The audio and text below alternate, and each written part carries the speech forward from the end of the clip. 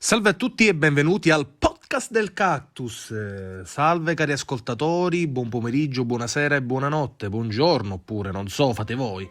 Eccoci, oggi sto per introdurvi una nuova puntata di Spine di Cactus che in qualche modo fa da ponte, è correlata a un'altra stagione spin-off che sta andando molto bene, per ovvi motivi capisco, che è Cactus Sex. Ragazzi, mi raccomando, seguiteci, state attenti, sintonizzati sui nostri profili perché arrivano notizie a valanga.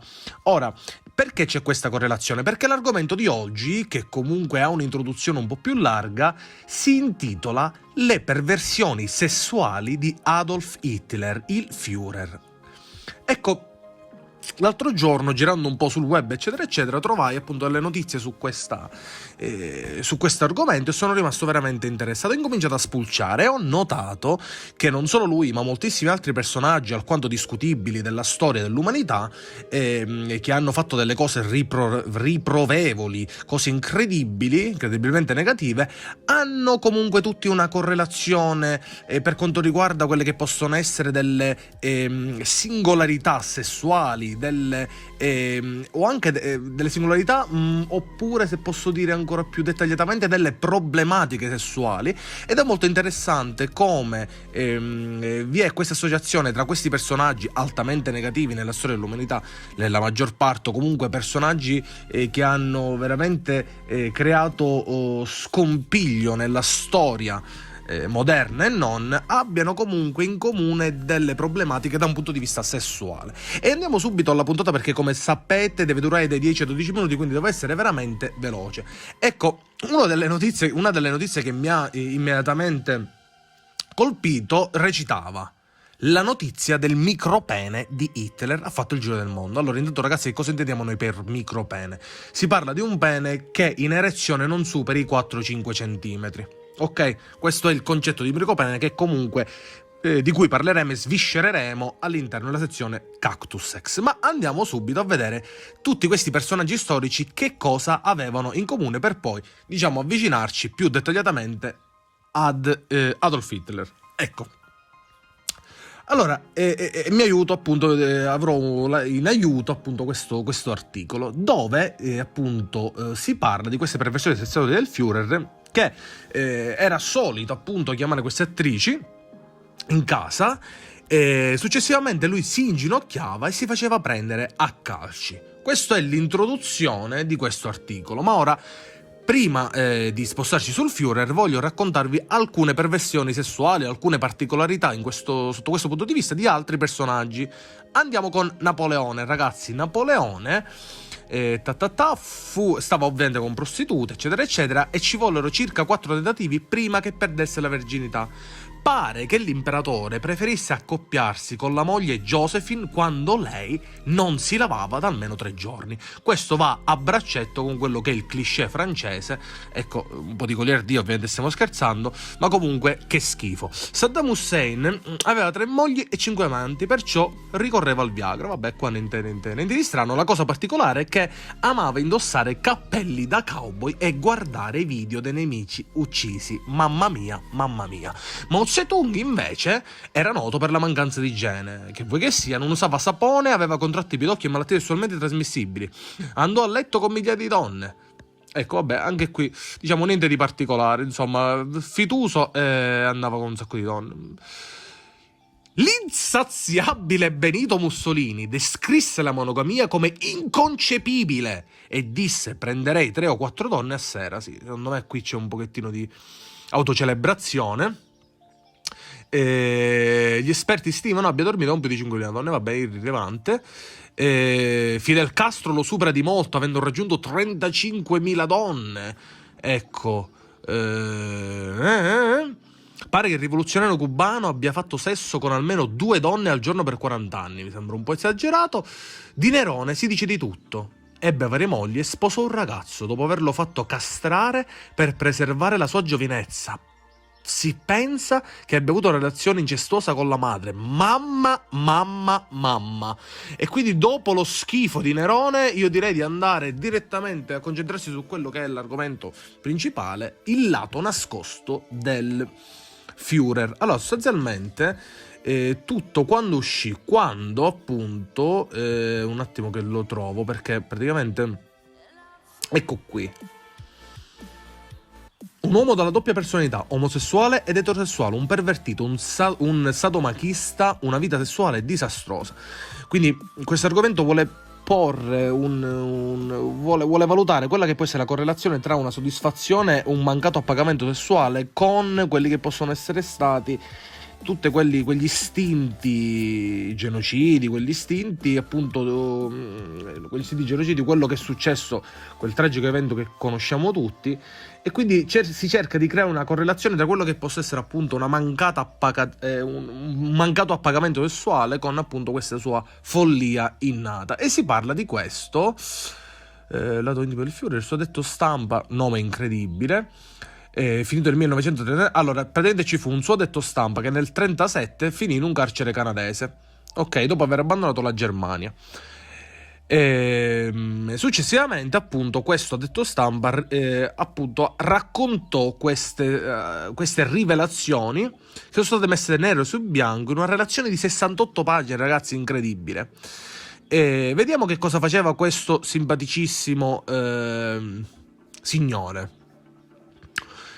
Nel 1942, ecco, la definizione è questa: il Führer non amava sostanzialmente applicare un atto sessuale completo, ma provava giovamento da pratiche alquanto particolari e singolari. Si asserisce infatti che nel 1942 era un uomo con tutta probabilità ancora uno stadio di pubertà, e ancora si parla di verginità. Hitler amava la soddisfazione estetica tratta da ragazzi e da ragazze. Infatti si parla anche di una storia omosessuale con un ebreo. La sua preferenza per prostitute in coppia, la sua tendenza a essere spettatore nei giochi sessuali, cioè il classico, potremmo dire, cuckold di cui abbiamo parlato, andatela a recuperare in Cactus, la prima puntata di Cactus Sex. Nello stesso tempo la sua voglia di essere dominatore. Tutti i fatti che secondo gli analisti e l'intelligence concludono che per il Führer ci sono ostacoli psichici che rendono impossibile un appagamento sessuale reale e completo. Un capitolo della parte riguarda la passione di Hitler per i frustini. Che faceva questo? Dice, ecco, che era un sostituto, un simbolo ausiliario della sua potenza sessuale mancante, mentre per le spie americane si legava nella mente di Hitler con il suo complesso messianico. In almeno una circostanza racconta il rapporto: Hitler cercò di conquistare una donna e di sfogare le sue fantasie sessuali inscenando un improvvisato comizio con il frustino in mano, arrivando a paragonarsi a Gesù Cristo, che caccia a colpi di frusta i mercanti dal tempio. Ragazzi, che dire? È un folle sotto tutti i punti di vista. Attenzione, non sono qui a giudicare i gusti sessuali di nessuno, perché, ripeto, fino a quando c'è consenso da entrambi i lati, o da entrambi i lati, insomma, tra le parti, se così possiamo dire, se possiamo utilizzare un termine quasi legale, riferendoci e ricordando il caro Benny, che insomma è partito per una missione benefica in Cambogia. Salutiamolo, ciao Benny, mandaci delle foto alla Cambogia, mi raccomando, porta il verbo e diffondi il podcast del Cactus in tutto il mondo. Fino a che appunto c'è tra le parti un consenso, si può fare veramente di tutto, ragazzi. Da un punto di vista sessuale nessuno può giudicare, ognuno ha i suoi appagamenti, i suoi piaceri, le sue gioie, ecco. Però sì, da questi articoli, da quello che ho appena letto qui in pochissimi minuti, si può valutare come comunque degli elementi, dei soggetti che hanno delle problematiche, hanno delle instabilità che poi si vanno a esplicare sotto tutti i punti di vista, quindi sulle relazioni sociali, sui rapporti sessuali, e quindi non mi stupisco di leggere certe cose, nel leggere appunto delle frustrazioni, delle problematiche da questo punto di vista, da un personaggio veramente discutibile che ha fatto delle cose indicibili, cari ascoltatori, ma lo sappiamo tutti. Mi ricordo un'altra chicca e ve la lascio lì, perché era una di quelle notizie che ho appreso quando ero ragazzo, quando ero un picciottiello, così se possiamo dire, al liceo. C'era questa diceria, non so se è vera, comunque no, non l'ho sentito in un documentario, sono quasi sicuro, però ecco, vi lascio questa porta aperta così potete andare a documentarvi, andare a vedere qualche altra cosa su questo, sulle fantasie sessuali. La storia vuole che il caro Führer, una volta da piccolino, ecco, in una scommessa goliardica tra gli amici, decise di effettuare una minzione all'interno della bocca di una capra, che chiaramente infastiditasi dall'evento di questo stupido imbelle, decise di strappargli a morso un testicolo, così da renderlo, come dicevo io quando ero giovane, un monopalla. Quindi c'è anche questa diceria che lui avesse delle problematiche. Ora non si sa se è una appunto un Mythbusters, quindi un falso mito sostanzialmente, ma comunque Adolf Hitler aveva delle problematiche anche da un punto di vista scrotale, se così possiamo dire, o il fatto della capra, o se vogliamo trovare una spiegazione più scientifica a questa problematica, mi sembra che si ipotizzava un'affezione da criptorchidismo. Per criptorchidismo intendiamo la mancata ascesa del testicolo all'interno del sacco scrotale, perché dopo questa piccola chicca vi lascio, così se state pranzando vi si aprirà l'appetito. Normalmente il testicolo si trova a livello dell'addome, no? nel bambino, nel neonato. Poi durante lo sviluppo si ha la discesa, si parla appunto del testicolo all'interno del sacco scrotale. Quando questo non avviene, o quando questo movimento questo passaggio non avviene in modo ottimale, si può anche parlare quindi di criptorchidismo, quindi di mancata ascesa, o se vi è un'alterazione nel passaggio del testicolo, appunto del sacco scrotale, che passa, risale, riscende, si parla della sindrome del testicolo ascensore. Detto questo, buon appetito cari ascoltatori, buona cena.